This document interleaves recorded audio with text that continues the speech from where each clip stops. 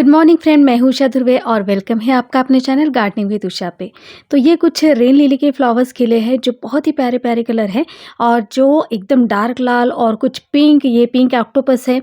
तो इस तरह के फ्लावर्स खिले हैं। तो आज का जो वीडियो होगा, वीडियो का टॉपिक है, आज का पूरा वीडियो जो है वो होगा कैलेडियम के केयर पर। तो ये सारे कैलेडियम के प्लांट जो आप देख रहे हैं, तो दूर से देखने पर ऐसा लगता है कि मानो रंग बिरंगे फूल खिले हैं। तो बहुत ही खूबसूरत ये प्लांट है कैलेडियम का। तो ये एक जो आप देख रहे हैं, ये बहुत ही खूबसूरत पत्ते वाला प्लांट। तो ये ट्यूबरस प्लांट होता है। इसके ट्यूबर्स जो होते हैं वो विंटर में डॉर्मेंट हो जाते हैं और विंटर खत्म होने के बाद यानी टेम्परेचर बढ़ने पर फिर से ये ग्रो हो जाते हैं। तो इस तरह से देखिए, मैंने कुछ कैलेडियम का भी कलेक्शन कलेक्ट किया है। तो वो सारे जो कैलेडियम है, सबसे खूबसूरत ये भी देखिए रेड पत्ते वाला। तो इसमें कुछ हाइब्रिड होते हैं और कुछ देसी होते हैं। तो देसी जो होते हैं वो एकदम थोड़ी सी उनकी हाइट ज़्यादा होती है और ये जो हाइब्रिड है तो इनकी हाइट देखिए वो पौधा वहीं पे बुशी हो रहा है और पूरा यानी गमले में पूरा फैल जाता है। इस तरह से ये पूरा प्लांट बुशी दिखता है। तो इस तरह से ये मैं नर्सरी से लाई थी, कुछ 50-60 रुपए का। सिर्फ यही एक मुझे सस्ता पड़ा, बाकी तो सारे मुझे कुछ 100-150 इन्हीं प्राइस में मुझे मिले हैं। तो एक छोटा सा, ये बहुत ही छोटा सा सैपलिंग कह सकते हैं, बिल्कुल छोटा सा। तो ये नर्सरी से मैंने लिया है और इसका कलर बहुत ही अलग है। कुछ ज़्यादा जैसे पैरेट कलर कह सकते हैं आप। और ये मैंने ऑनलाइन मंगवाए थे। ये और जो रेड देख रहे हैं वो और वाइट वाला, ऐसे 3 जो है वो कैलेडियम मैंने बायोटेक नर्सरी से लिए थे, ऑनलाइन ये बुलवाए थे। और उसके बाद ये देखिए इसके पत्ते, पहले तो मुझे लगा कि ये वाइट कलर है और बाद में देखिए यहाँ पर पूरा एक रेड कलर ये ले रहे हैं। तो इस तरह से देखते हैं अब कौन सा कलर निकलेगा। तो ये पत्ते बहुत ही खूबसूरत लगते हैं और ये इतनी ज़्यादा क्वांटिटी में ग्रो होते हैं तो बहुत ही खूबसूरत ये दिखते हैं। और उसके बाद ये जो कैलेडियम है, ये सीड्स अर्बन गार्डन से मैंने इसका बल्ब लिया था। तो ट्यूबर कह सकते हैं, ट्यूबर लिया था। और एक ही ट्यूबर से देखिए अभी से 2 महीने हो गए हैं और 2 महीने या उससे कम हो गए होंगे। तो ये सारा जो देख रहे हैं आप, ये अच्छे से स्प्राउट हुआ और इसकी ग्रोथ भी बहुत ही अच्छे से हो रही है। तो ये कुछ मुझे पड़ा था, इसका ट्यूबर कुछ 100 रुपये का पड़ा था। तो इस तरह से मैंने सीड्स अर्बन गार्डन यानी ऋतिक ठकराल से 2 इसके ट्यूबर लिए थे। तो एक ये कलर है और इसकी हाइट थोड़ी-सी ज़्यादा लग रही है बाकी प्लांट के हिसाब से। तो यहाँ पे देखिए ये सारे जो है वो, एक ये कलर और ये दूसरा। चलिए मैं आपको दिखाती हूँ। थोड़ा-सा फ़र्क है इस पत्ते में, ये थोड़ा-सा डार्क शेड में है और इसमें पिंक शेड है। तो इस तरह से ये 2 कलर मैंने ट्यूबर से लगाए हैं। तो इनकी हाइट भी देखिए मिडल कह सकते हैं आप कि मीडियम साइज़ में इसकी ग्रोथ हो रही है। तो एक तो बहुत ड्वार्फ है और दूसरा ये मीडियम। और इससे भी हाइट वाले जो रहते हैं हमारे जो देसी होते हैं वो, और कुछ वैराइटीज़ होते हैं जिनके पत्ते भी बहुत बड़े-बड़े होते हैं। और इस तरह से देखिए ये पत्ता थोड़ा-सा येलो हो गया है। तो इस वजह से, क्योंकि मैंने इसे पानी डालने में 1-2 दिन ज़्यादा लेट कर दिया, तो इनको सिर्फ पानी का आपको ध्यान रखना है, बाकी ये प्लांट ज़्यादा केयर नहीं मांगता। तो इस तरह से देखिए ये पत्ते थोड़े-से येलो हो गए हैं, 1-2 पत्ते, क्योंकि ये पूरे दिन धूप में ही रहा। तो आपको इसे रखना कहाँ है, तो इसे अगर आप रखेंगे तो आप इसे वैसे तो इसे डायरेक्ट सनलाइट पसंद नहीं है, लेकिन अगर आप इसे पार्शियल सनलाइट में रखते हैं यानी शेड में अगर रखते हैं तो ये बहुत ही अच्छे से ग्रो करते हैं। तो इसे ज़्यादा धूप पसंद नहीं है। सुबह की धूप ये 2-3 घंटे की सह सकता है। आप इसे इंडोर भी रख सकते हैं, वो इंडोर भी बहुत ही अच्छा चलेगा। तो इस तरह से ये हुए 2 जो मैंने ट्यूबर से लगाए हैं। अभी मैं इसे थोड़ा-सा पानी डाल देती हूँ। तो देखिए इसकी जो मिट्टी है वो मैंने इतनी अच्छे से वेल ड्रेन बनाई है कि ऊपर से पानी डालते ही देखिए नीचे से ऐसे बह जाता है। तो कोई भी बल्ब वाले जो प्लांट होते हैं तो उनके लिए बिल्कुल ऐसी ही पोरस मिट्टी चाहिए। मॉइस्ट तो रहनी चाहिए, लेकिन ज़्यादा पानी ठहरने वाली मिट्टी इनको नहीं चाहिए, क्योंकि इससे क्या हो सकता है, जो ट्यूबर होते हैं, जो बल्ब होते हैं, वो अंदर ही अंदर गल जाते हैं अगर पानी ठहरता है तो। तो कोई भी ट्यूबर या कोई भी बल्ब का प्लांट आपको लगाना है तो इस बात का ज़्यादा ध्यान रखें कि पानी इसमें नहीं ठहरना चाहिए। इसकी जो सॉइल है वो बहुत ही वेल ड्रेन होनी चाहिए। और ये देखिए ये दूसरा कलर, तो इसके पत्ते देखिए बहुत ही अलग लग रहे हैं।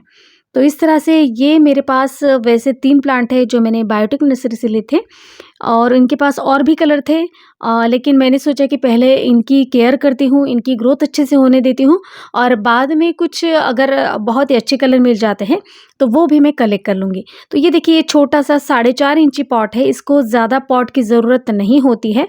तो और ये बहुत ज़्यादा अगर बढ़ता है और बहुत बुशी होता है, तो ज़्यादा से ज़्यादा 7 या 10 इंची पॉट में आप इसे लगा सकते हैं।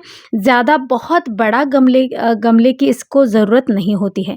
तो ये देखिए ये छोटे से प्लांटर में मैंने लगाए हैं। मैंने सभी प्लांट जो है वो 4.5 इंची पॉट में लगाए हैं और यहाँ से आप देख सकते हैं इसके ट्यूबर्स कितने सारे बढ़ गए हैं। तो इस तरह से देखिए बेबी प्लांट निकल रहे हैं, तो इसे आप डिवाइड करके भी और भी लगा सकते हैं या आप अगर इसी पॉट में रखते हैं तो ये पूरा पौधा जो है वो बहुत ही बुशी हो जाएगा। तो इस तरह से ये मेरा कैलेडियम का प्लांट है, देखिए और इसके पत्तों का कलर देखिए red colour, dark red colour, यानी फ्लावर्स की कोई ज़रूरत ही नहीं इन पत्तों के, इससे ही आपका गार्डन बहुत ही प्यारा और कलरफुल लगेगा। हमारे यहाँ इंडिया में इसका सीज़न अप्रैल से लेकर सितंबर का होता है। इसके बाद इसके पत्ते जो होते हैं वो सूखने लगते हैं और पूरे पत्ते झड़ जाते हैं। तो इस तरह से ये गायब हो जाता है मानो इस गमले में कुछ है ही नहीं। तो इस तरह से पूरे पत्ते गायब हो जाता है यानी पूरा ये जो प्लांट है वो डोरमेंसी पीरियड में चला जाता है। तो ये तो मेरा सबसे पहला यानी एक्सपीरियंस होगा और फिर देखते हैं इसकी क्या कंडीशन होती है। और जो देसी होते हैं तो वो हमेशा मैंने खिले हुए ही देखे हैं, लेकिन अब देखते हैं इनकी इसमें क्या जो चेंजेस होते हैं तो वो आपके साथ तो मैं शेयर करती ही जाऊँगी। तो अभी ये महीना है सितंबर का, तो अक्टूबर महीने से इसका डोरमेंसी पीरियड शुरू हो जाता है और देखिए कितने प्यारे लगते हैं इसके पत्ते ये वाइट कलर में और इससे भी ज़्यादा एक वाइट मिलते हैं और बहुत सारी वैरायटीज़ होती हैं। तो अगर मैं वो कलेक्ट कर पाती हूँ तो मुझे तो बहुत ही खुशी होगी। तो ये भी जैसे मैंने बुलाए हैं तो बाकी सारे भी प्लांट मैं देखूँगी ही, क्योंकि इसमें भी बहुत ही प्यारे और खूबसूरत कलर मैंने देखे हैं। तो देखिए इस तरह से इसकी सॉइल जो है वो पूरी सख्त हो चुकी है, तो अब मैं इसमें पानी डालूँगी। तो इसके ट्यूबर जो होते हैं उसे आप निकाल कर सेव भी कर सकते हैं या पॉट में रहने अगर रहने दे देते हैं तो ये सबसे बेस्ट है। तो इसे ऐसे पॉट में रखें और बाद में इसे पानी ना दें, यानी आपको पानी इसे नहीं देना है। अगर पानी देते हैं तो इसके ट्यूबर पूरे सड़ जाएँगे। तो बारिशें शुरू होने से पहले यानी मार्च में अगर आप इसमें स्प्राउटिंग देखते हो तो ही इसे फर्टिलाइज़ दें। तो इसे फर्टिलाइज़ क्या देना है, सिर्फ़ इसकी मिट्टी में थोड़ा-सा कंपोस्ट और थोड़ी-सी डीएपी डालनी है और फंगिसाइड तो हर महीने आप डालते हैं तो वो फंगिसाइड डालना है। बाकी ये प्लांट नवंबर, दिसंबर में और डोरमेंट कंडीशन में रहता है, तो इसकी सारी जो पत्तियाँ हैं वो गिर जाती है, गमला आपको खाली दिखेगा। मगर जैसे ही फरवरी आती है यानी गर्मी का मौसम शुरू हो जाता है, जिस एरिया में ज़्यादा गर्मी होने लगती है तो आपको इसमें स्प्राउटिंग नज़र आएगी।